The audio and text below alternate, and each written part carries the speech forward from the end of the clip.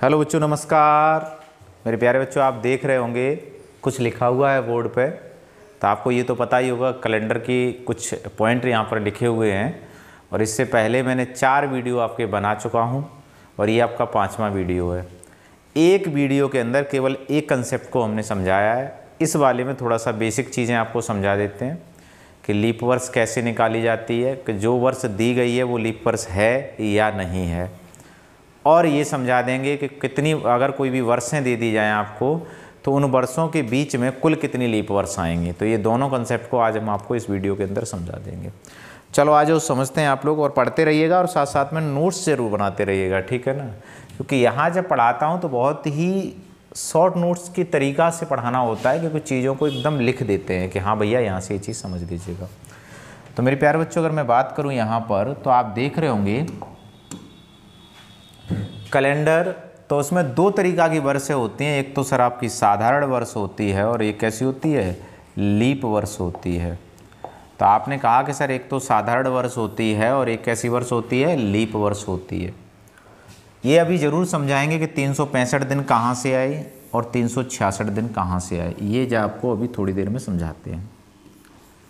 मेरे प्यारे बच्चों, एक बात को देखना, एक लीप वर्ष, और कभी कभी लीप वर्ष को और क्या बोल देता है, अधिवर्ष बोल देता है। क्या बोल देता है, अधिवर्ष बोल देता है वो। ठीक है, क्लियर है इतना सभी का। अब बच्चों एक बात देखना, जो लीप वर्ष में दिनों की संख्या होती है वो कितनी होती है, 365 दिन। और फरवरी कितने की होती है, 28 की होती है। और अगर मैं सप्ताह की बात करूं तो बच्चों 52 सप्ताह और 1 दिन होता है। क्लियर है सभी का। और इधर अगर हम बात करें तो लीप वर्ष में 366 दिन होते हैं, और फरवरी की बात करें तो 29 की फरवरी होती है, और 52 सप्ताह 2 दिन होते हैं। तो एक बेसिक नॉलेज हो गई आपकी, जो आपकी पूछे जाते हैं कि कितने दिन फरवरी में, लीप वर्ष में फरवरी कितने की होती है और साधारण वर्ष में फरवरी कितने की हो। तो ये चीज़ें मैंने आपको समझा दी। साधारण वर्ष को हम सिंपल ईयर या नॉर्मल ईयर बोल देते, तो आप लिख सकते हो यहाँ पर कि इसको एक और भाषा में लिख सकते हो, इंग्लिश में इसे नॉर्मल ईयर बोल देते हैं या फिर सिंपल ईयर बोल देते हैं। दोनों का मतलब एक ही है। और इधर आपका जो लीप वर्ष है इसे लीप ही वर्ष बोलते हैं। अधिवर्ष तो वो हिंदी में बदल जाता है लीप ईयर। क्लियर है। तो मेरे बच्चों देखोगे आप यहाँ पर लीप वर्ष और नॉर्मल ईयर के बारे में मैंने आपको बता दिया कि दिनों की संख्या यहाँ 365 दिन होते हैं, यहाँ 28 की फरवरी होती है, 52 सप्ताह और 1 दिन होता है। बच्चों अगर यहाँ बात करें तो 366 दिन होते हैं, फरवरी 29 की होती है, 52 सप्ताह और 2 दिन होते हैं। तो ये तो आपकी बेसिक नॉलेज हो गई। एक वीडियो के अंदर आपको हिस्ट्री बता देंगे भैया कैलेंडर कैसे बना। पहले ये कैलेंडर आपका 10 महीने का होता था, 12 महीने का कब से स्टार्ट हुआ और ये कितने वर्षों में बन करके तैयार हुआ। इसके लिए एक बेसिक हिस्ट्री का हम आपका वीडियो 5 मिनट का बना देंगे, तो उसमें सारे पॉइंट आपके कवर कर देंगे। यहाँ कंसेप्ट को समझ लेते हैं। चलिए आगे चलते हैं। और अगला कंसेप्ट है आपके पास, यहाँ लिखा मैंने ये। अब बात आ जाती है कि ये 366 दिन और ये 365 दिन की कहानी समझते हैं। तो मेरे बच्चों एक बात देखना, आप यहाँ पर मैं कुछ लिखा हुआ है कि हम लोग एक दिन को 24 घंटे का दिन मान लेते हैं, लेकिन एक्चुअली में अगर देखा जाए तो वो 24 घंटे का पूरा दिन नहीं होता। उसका जो एक्चुअल समय होता है वो 23 घंटा 56 मिनट 4.09 सेकंड्स। इसका मतलब हम हमेशा ज़्यादा समय को लेके चलते हैं, कितना कि लगभग 3 मिनट और कुछ सेकंडें आपकी ज़्यादा हैं। तो इतना तो आप ज़्यादा लेके चलते हो। आप एक बात देखना यहाँ पर, तो यहाँ 3 मिनट कुछ ज़्यादा आपने संभाली, अर्थात इसे हम कह देंगे कितना, 24 घंटे का समय। तो एक दिन में कितने घंटे होते हैं, 24 घंटे। अगर पूछा जाए एक्चुअल समय क्या है तो 24 घंटे नहीं होते, कितने होते हैं, 23 घंटा 56 मिनट 4.09 सेकेंड्स। अब आते हैं एक ईयर में। तो एक ईयर में भी आप देखोगे तो 365 दिन 5 घंटा 48 मिनट 45.51 सेकेंड्स का एक्चुअल समय होता है, जिसे हम कह सकते हैं 365 दिन 6 घंटे। हमने कभी भी ऐसी वर्ष नहीं देखी होगी कि 365 दिन 6 घंटे। हम हमेशा वही 2 वर्ष मानते हैं कि या तो 365 दिन होंगे या कितने दिन होंगे, 366 दिन होंगे। क्लियर है। तो ये बात को थोड़ा सा मैं इधर समझाता हूं, आप समझिएगा कि देखो भैया, जब पहली वर्ष होगी तो ऑब्वियसली बात है कि पहली वर्ष में अगर 365 दिन आप 6 घंटे लिखते हो, 365 दिन 6 घंटे, तो 6 घंटे तो लिखे नहीं जाते। आप कितना लिखोगे 365 दिन, फिर ये 6 घंटे आपके रह गए। आप जैसे दूसरी साल में जाओगे तो बेटा इस पर भी 365 दिन लिखे जाएंगे। आप तीसरी साल में जाओगे बेटा तो यहाँ पर भी 365 दिन होंगे। और आप चौथी साल में जाओगे तो मेरे प्यारे बच्चों देखोगे आप यहाँ पर कि 365 दिन तो ये 6 घंटे आपके यहाँ बचे हुए थे, 6 घंटे आपके यहाँ बचे हुए थे, 6 घंटे आपके यहाँ बचे हुए थे और 6 घंटे ये वाले, तो टोटल कितने हो जाएंगे 24 घंटे। तो वही एक दिन आपका और बढ़ जाएगा। तो अब यहाँ एक दिन बढ़ा दोगे मेरे प्यारे बच्चों तो आपके पास हो जाएगा 366 दिन। क्या ये कहानी समझ में आई कि सर 365 से 366 पर हम कैसे गए? क्योंकि 365 दिन 6 घंटा, 365 दिन 6 घंटा, 365 दिन 6 घंटा, तो 6 घंटे को तो हम संभालते ही नहीं हैं। और जब हम 6 घंटे को संभालते नहीं हैं मेरे प्यारे बच्चों तो एक बात को देखना आप यहाँ पर, तो बचे हुए 18 घंटे और ये वाले 6 घंटे, तो एक दिन हो गया कि नहीं हो गया? तो इसका मतलब दिन कितने हो जाएंगे 366 दिन। तो बच्चों आपको एक बात जरूर समझ में आ गई होगी कि सर आज से कभी भी हम ये नहीं कहेंगे कि एक दिन का एक्चुअल समय 24 घंटा होता है। हम उसे मानते हैं, एक्चुअल समय 24 घंटा नहीं होता है। और जो एक्चुअल समय होता है वो बेटा 23 घंटा 56 मिनट 4.09 सेकेंड्स होती हैं। और एक ईयर का एक्चुअल समय होता है 365 दिन 5 घंटा 48 मिनट 45.51 सेकंड, जिसे हम कह सकते हैं 365 दिन 6 घंटा। लेकिन बच्चों आप यहाँ भी देखोगे कि भैया 6 घंटा तो किसी ईयर में हमने आज तक देखे नहीं, या तो 365 दिन होंगे या फिर 366 दिन होंगे। मेरे प्यारे बच्चों बताओ ये वाली बात समझ में आई आपके? और अगर ये वाली बात समझ में आ गई, अब अगला कंसेप्ट की तरफ चलते जहाँ से प्रश्न आपका पूछा जाता है। तो ये नोट कर लेना, इसलिए मैंने पहले लिख करके पीपीटी बना ली थी ताकि आपको हम समझा दें। अगला पॉइंट है जहां से प्रश्न की बनना शुरुआत होता है, यानी कैलेंडर की शुरुआत यहीं से होती है, बस यहीं से समझना होता है हमको। मैंने क्या लिखा बेटा? लीप वर्ष का पता करना। आपको अगर कोई वर्ष दी गई है तो वर्ष वो कैसे पता करें कि वो लीप वर्ष है या नहीं है? मेरे प्यारे बच्चों मैं दोबारा से सेंटेंस को रिपीट करता हूं। अगर आपके पास कोई वर्ष दी गई है तो वर्ष को कैसे पता करें कि वो वर्ष साधारण वर्ष है कि वो वर्ष लीप वर्ष है? आ जाओ समझते हैं इसके माध्यम से। चीज़ें लिखी हुई हैं आपकी। अगर गैर शताब्दी वर्ष है, और पहले तो ये समझ लो शताब्दी और गैर शताब्दी क्या होता है। शताब्दी अपनी देसी भाषा में बताते हैं जिसके पीछे 2 जीरो आ जाएं वो कैसी वर्ष होगी? शताब्दी वर्ष होगी।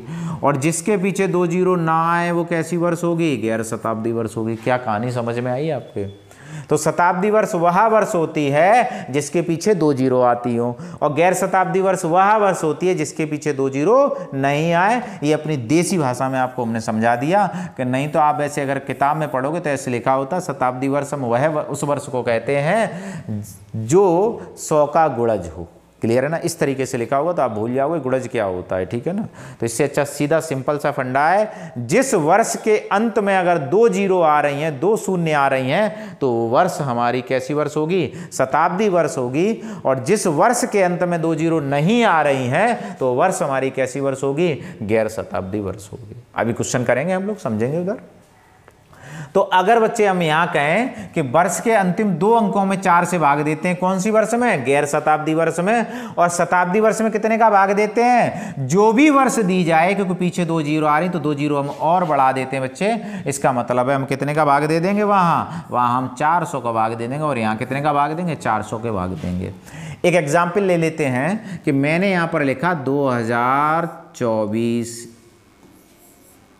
तो अब आपने कहा क्या अंत में 2 जीरो आ रही हैं? नहीं आ रही हैं। तो आप क्या करोगे? इसमें 4 से भाग दोगे बेटा। और जब 4 से भाग दोगे वो भी अंतिम 2 अंकों में। क्यों? क्योंकि ये गैर शताब्दी वर्ष है। और अगर 4 से भाग देखो कट गया, और कट जाए तो वर्ष कैसी होगी? लीप वर्ष होगी बेटा। कैसी वर्ष होगी? लीप वर्ष होगी।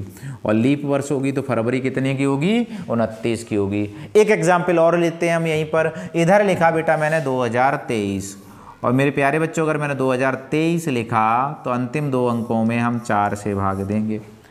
क्या 23 4 से कटेगा? नहीं कटेगा। और अगर ना कटे तो वह वर्ष आपकी साधारण वर्ष होती है। तो बच्चे आप इसको लीप वर्ष नहीं कह सकते, इसे कैसी वर्ष कहोगे? साधारण वर्ष कहोगे। तो ये जो वर्ष होगी बच्चे वो आपकी साधारण वर्ष होगी। क्या इतनी बात क्लियर है? तो मेरे प्यारे बच्चों, मुझे उम्मीद है कि आपको ये बात समझ में आ गई होगी कि लीप वर्ष और साधारण वर्ष कैसे पहचानेंगे। और एक इसमें समझ में आया, गैर शताब्दी वर्ष में।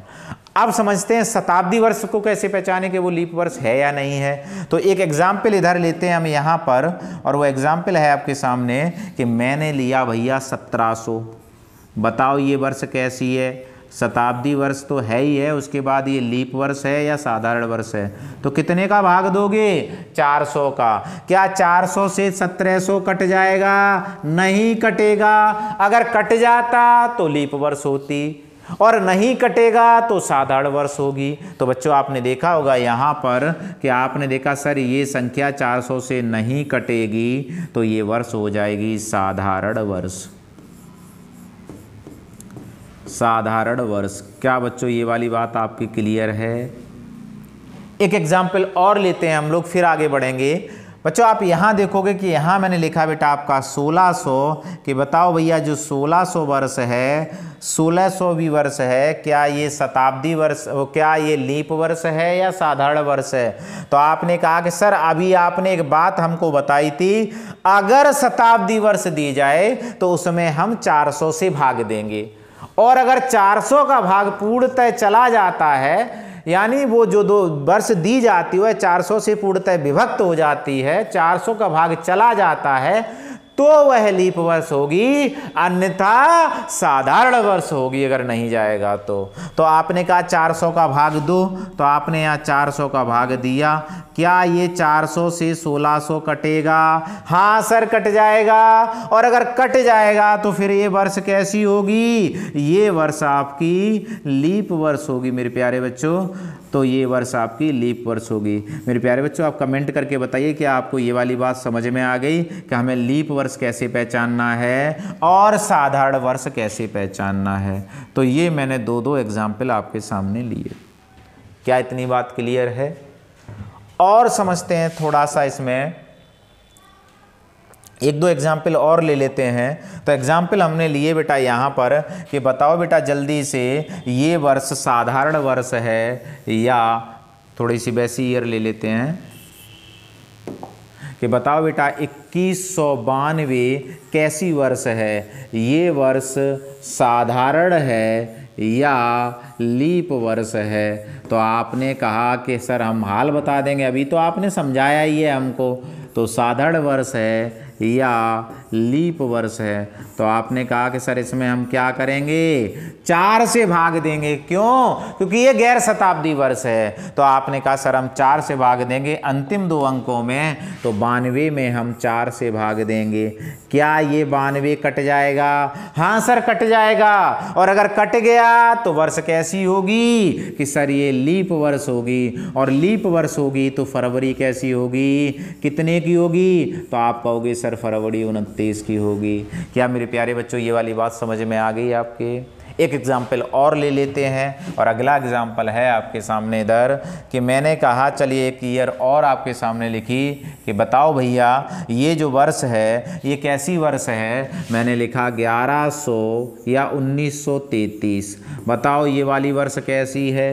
ये साधारण वर्ष है कि ये लीप वर्ष है? कि सर अब इसमें क्या बड़ी बात, अभी आपने इतने प्यार से समझा दिया, अब क्या, अब तो हम हाल बता देंगे। तो हाल बता दोगे तो बताओ मेरे बच्चों। तो आपने कहा सर हमें क्या करना होगा? ये गैर शताब्दी वर्ष है तो हमें अंतिम 2 अंकों में 4 से भाग देना होगा। और जैसे ही हमने 4 से भाग दिया तो आपने कहा 33 नहीं कटेगा, और जब नहीं कटेगा तो साधारण वर्ष, और कट जाएगी तो लीप वर्ष। तो इसका मतलब ये वर्ष कैसी होगी? ये साधारण वर्ष होगी। और साधारण वर्ष होगी तो बेटा फरवरी कितने की होगी? तो आप कहोगे सर 28 की फरवरी होगी।